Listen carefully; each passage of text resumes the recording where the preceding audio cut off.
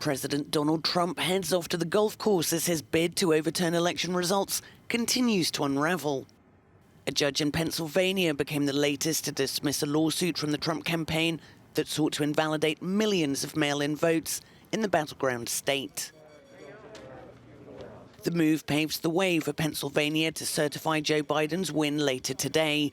Trump's team is appealing the decision. President-elect Biden will announce the first names chosen for his cabinet tomorrow. And preparations for his inauguration are progressing, although it's expected to be a scaled-down celebration because of the risks of spreading coronavirus. In a sign that his transition team is pressing ahead swiftly, despite Donald Trump's failure to concede and his ongoing attempts to thwart the transition process, appointments are said to be moving ahead. As for January's inauguration, there's now speculation that outgoing President Trump won't participate at all. Hermione G., Euronews. What he's trying to do is just convince those that voted for him.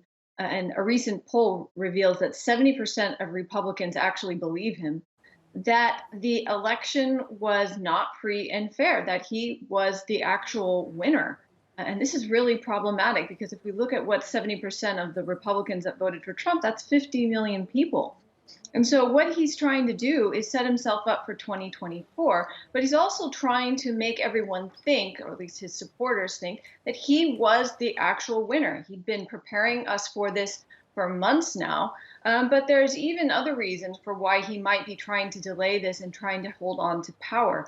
Some think that this is because he's worried about what's going to happen to him once he's no longer president, once he no longer has presidential immunity, that there could be court cases pursuing some possible criminal behavior, and that he's really worried about whether or not he could be implicated. A lot of this is about perception, isn't it? You know, the population that voted for Donald Trump, do they believe the claims that he's making now? Well, you had 80 million people that voted for Joe Biden, so that was the most on record. And of course, they feel that what he is doing, what Trump is doing, is really bad for the country, really bad for democracy, makes the U.S. look really bad globally.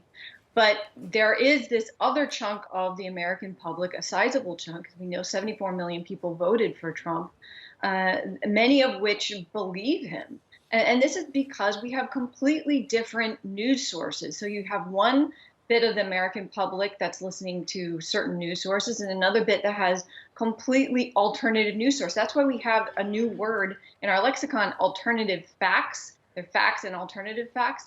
We've never really had this, decades ago. It's gotten worse over time, but that makes it very difficult to have conversations with people. And we're seeing greater polarization in the U.S. as a result. And as a result of that, what kind of country does Joe Biden then inherit, and how's that going to impede him making progress?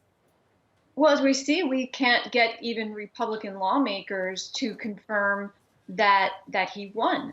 And we're in the middle of a pandemic with millions and millions of cases. Over 250,000 people have died. And it's going to require bipartisan action and support from the public that they would believe that he's the legitimate president because he's going to issue directives that require people to believe that he's the leader. And if they don't believe him, you're going to have a lot of non-compliance. And as you probably understand, in a pandemic, that's the worst possible scenario.